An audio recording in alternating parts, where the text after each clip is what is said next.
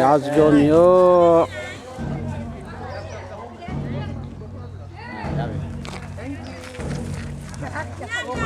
ဟိုမှာ group ပေါ်မှာဟိုဘက်ကပွဲတော်ဖြစ်နေတယ်စူပေါင်းပုံကဟိုမှာဘယ်လိုကလားရဲပါလဲ group လို့တော့ကလားရဲတော့ကောင်းသေးချင်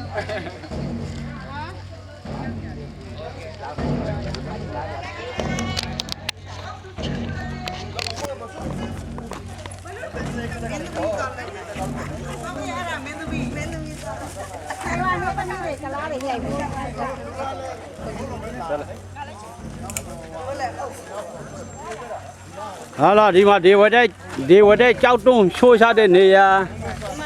မြတ်စွာဘုရားရှင်ကိုဒီဝတဲ့ကဒီကနေပြီးတော့ကြောက်တွန်းနဲ့နှိမ့်ချတဲ့အရင်ကလမ်းရှိမှာပေါ့ဂိတ်စကောက်တောင်လမ်းကနေပြီးတော့အဲ့ဒါမျိုးရှားလိုက်တာမြတ်စွာဘုရားရှင်ကို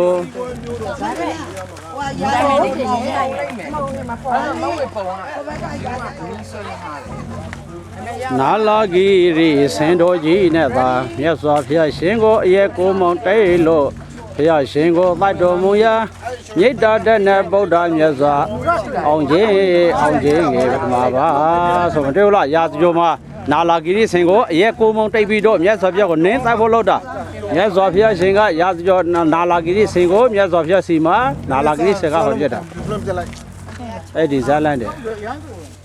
အဲ့ဒါရာဇဂုံမျိုးဟိုဘက်မှာကြည့်ရာဇဂုံမျိုးမလုံးနဲ့တော့အယောက်ကဲကြတော့မယ်